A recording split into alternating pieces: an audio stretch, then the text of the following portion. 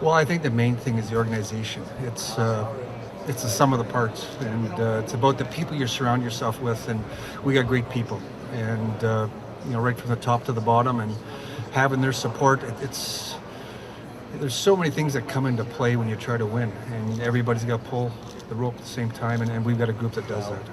For yourself, like you've had some of these parts, James, Whitey, Joe McDonnell.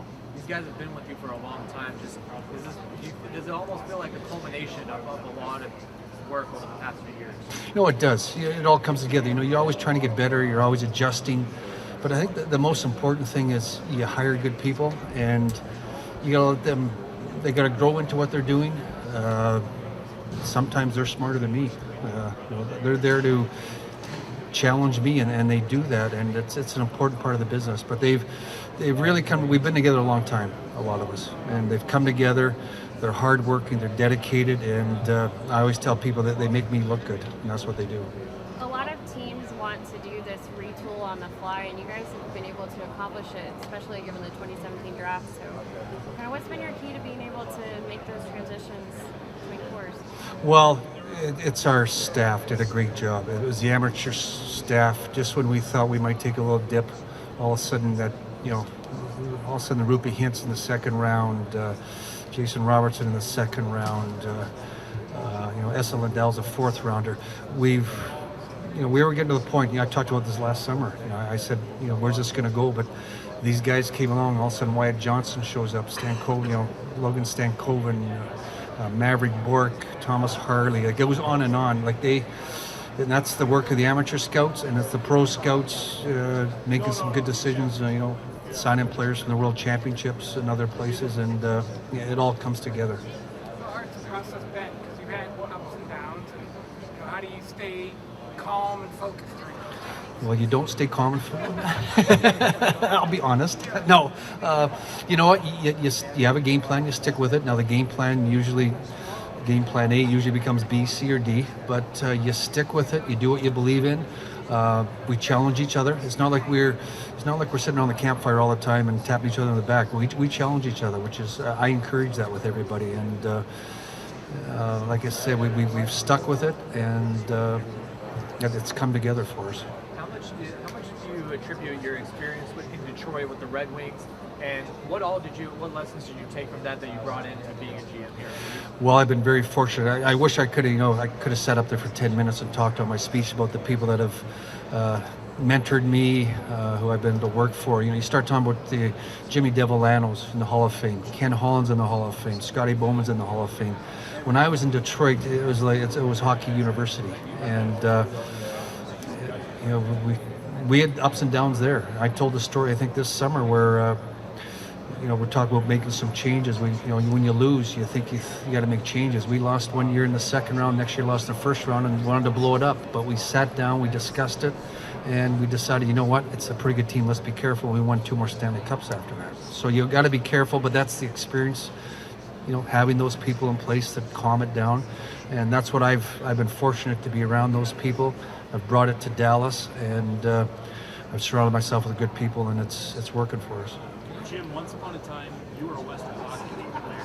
Think back to that. How did that time sort of help shape your career and where you find yourself now? Well, careful, you're aging me now. You start talking about the 70s. Some people here weren't born yet. But it's all part of the process. Great coaches. I played in Drumheller. A man in my hometown, Tony Coleman, who mentored me in that. Donnie Phelps in Drumheller Tier 2. Then you go to Medicine Hat and Jack Shoup and different people. So I've had great coaches, great managers, and you grab information. And I've had some people mentor me along the way. Jimmy Devolano gave me an opportunity, mentored me. Come to Dallas, Jim Lights gives me an opportunity. So it's I've had a lot of great people in my life and in my journey, and I've been very blessed that way. Can you talk about the months, December through April, March? You felt Harley was ready to come up, but you needed cap space. That ends up resulting in Domi and Dadonov. Then you get Harley up as well. Just how critical was that entire transaction period to handle that very carefully with the limited cap space you have?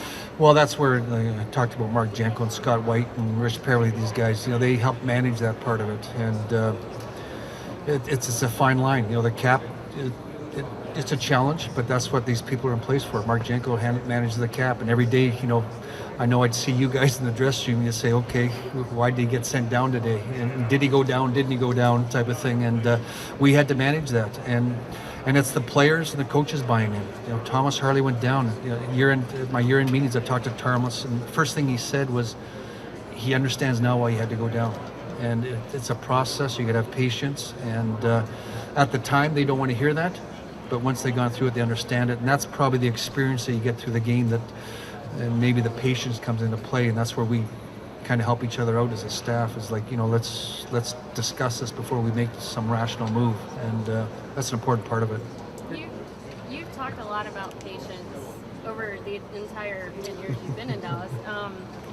How do you balance the here, the tomorrow, the 5 years from now that you always talk about, and how important is it to keep all those pieces aligned?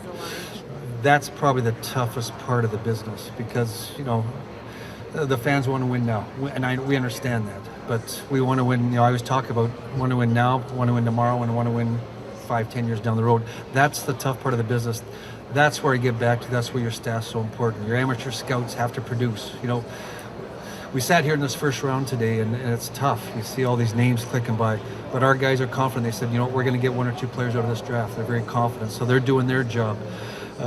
It's the coaches understanding that, am I going to trade a first-round pick or aren't I? And if I do it, why do we have to develop that player? So that's the challenges you go through all the time. And like I say, I've been fortunate. I've learned from a lot of people, and we've worked together, and it doesn't always come together. Sometimes you wonder what we're doing. We even look back. Sometimes you make a trade and you look back 5 years later and you say, what was I thinking? Same thing with the draft. But that's part of that's the process you go through, and you've got to have that. It's that inner confidence you have to have. But it's a very humbling business, and it'll humble you real quick. But we know that, and that's why patience is the big thing. Jim, you talk about looking back. I'm curious, looking back, starting with hiring Pete, drafting Leon, signing Jason and Jake, and then trading for Domi Dadonov and Harley. Is there a move that you look back over this past year, and you kind of are really proud of the way that you and your front office managed it? Oh, there's so many. I think the trade line was big for us. Adding those players, I think that really put us over the hump. But it really injected. We were up to then we had a good season. But I think that really injected some life into there, and to see how those guys meshed into the lineup, that was the key part. And and that's the tough challenge right now, trying how do we make it work again. But that's a challenge you go through. But to see them come together, but I think the big part was the work our staff did this summer. When you start to look at, we had some major signings to do, and they're key parts of our franchise now and moving forward, and to make that work, different years, different terms, all of it, those were important signings that we did. You look at the Rupi Hintz signing in November, those were important signings because they're a core part of our team as we move forward. How important is work-life balance? What kind of inspiration has Becky been for you? Ooh, that's a good question. Yeah. I get a little bit emotional about that. She's an inspiration. And she's been through so much, but even when we were going to come to Dallas, we talked, and I said, Becky, we're in a good place in Detroit. We got doctors, everything's good. She said, we're going. We've got it's almost like a calling, and she's been a princess. But she's just such an inspiration, and the love she brings in her family. I'm on the road traveling all the time. I remember when our kids were young, and what's she doing? So she's done so much. Yeah, when we're driving home after a game and I'm complaining about a game, and the next day she's going to chemo or something, the game wasn't that bad. It kind of humbles you pretty quick, and you understand that there's more important things in life. Obviously, you had a very successful season. You were talking a little bit though about staying focused and giving the fans some hope. So what can fans look forward to, or what are some of the goals? You can give us a little peek into how you guys are thinking about what fans can look forward to down the road. Well, I think what excites us is we've got a very solid core now, an older core and a younger core coming up, and they're coming up at the right time together. younger core is getting inspired and mentored by the older core, and I think the older core is getting inspired by the younger core. Actually, they've meshed together. We have a very strong dressing room. It's a special dressing room. I've been around a lot of teams, and there's some good teams, and these guys they got a special vibe about themselves. You know, it's the story about Wyatt Johnson living with Pavelski. You know, going to the Halloween party, and he's the golfer, and the other guys are the caddies. Joe and his wife are caddies. So we've got a really special bond in that room, and they keep everybody accountable. And the coaches have done a great job. They've really brought them together. We have great structure. And I told the team at the end of the year, I've been around a long time, and this was the first year where I felt like, and I've been around with some good teams, where I thought we had a chance to win every night. And I know you don't win every night, it's not going to happen, but I thought every night we went in, I sat up in the press box, I said, we got a chance tonight. Didn't matter who we're playing. And that's a good feeling. You know that your coaches have put a good structure in place, you know the players believe in it, and you know that your team is good enough to accomplish that feat. So it's a nice place to be in. Now, our challenge is we got to do it again next year. Other teams are getting better. We got to get better. But I think we have the pieces in place to do that. Speaking of getting better, I mean, how much of a priority was signing Dadonov, and how happy are you with the terms that you got at 2 years, $2.25 million? Well, that was it's a big signing for us. He came in and really he fit like a glove. You know, they put him together, Jamie and with Wyatt, and they just seemed they meshed. And he wanted to come back. You know, we had to work on the money in the term. You know, his age comes into factor and what he's been making in the past. But he wants to be here. He's got a young family. He needs to be in I think he got tired of bouncing around. I think the coaching staff helps him. He's got a lot of confidence in Pete. He's had success with Pete. So it's a good fit. You know, it was a big loss when we lost him in the playoffs. That was a big loss. And but he's a big part of our team. When you look at what you have left, I think it's 3-4 spots up front with like 4 or 5 million, 3, 4, 5 million. Just how do you kind of go about that, and or trade something that you have to resort to? Yeah, I'm looking at all options. I've talked to some teams about some trades. It's making it's contract cap money, making money work. So we're trying to figure those things out, and we also know there's going to be some players available. Because we're a good team, I think we're a destination. So players want to come play on a good team. We're a good city, a good franchise, and so we're in a good place. We have to manage. The cap's going to be managed, but every team's doing that. And it might be something. It might not be a big splash come January 1st. It might not July 1st. July 1st. It might be a week later or something. I think there's going to be more deals later. Mid to late July than there is July 1st type of thing. When you talk about all options and cap management, I know July 1st, but before July 1st is the buyout period. Are you looking at options for a buyout candidate and how you can free up money in that way? As I stand right now, no, we're not looking at that option. When's the last time you went to a draft in the first round and didn't see a single team make a trade, not even a movement of a pick? No, that's we're talking about that. I think that shows you how tight everything is in the whole system. It's just a tight system, and it's a good draft too, which probably helps. But you don't see that very often. What do you expect, though? I mean, July 1st is so tight to the draft, which is unusual. Do you think that's had a bit of an impact? I mean, it's been a busy couple of days before now. Yeah, but it's been busy before. I just think now the teams that had to make moves and had the ability to make moves have done their moves, and now I think it's going to tighten up. There's still going to be the splash July. It's still going to happen, but I think it's going to tighten up a little bit more. And I think you're going to have your big push, and I think it's going to calm down a little bit, and then we're going to start talking more trades and moves that way. Well, thank you very much. Probably not surprising. How did I vote in the word? Did you give yourself the first place vote? No, I wouldn't do that. No, it's very no. There's so many worthy candidates. We kind of laughed in the back where all three of us were in the back there. We didn't know who had won yet, and we all looked at each other. None of us had a first-round pick, and we didn't win the Stanley Cup. We said, so we can't be that good at GMs. What are we doing back here? But no, there are so many. It's a tough business. The general manager's job isn't an easy job, and there's so many good people out there that do a great job, and a lot of worthy candidates.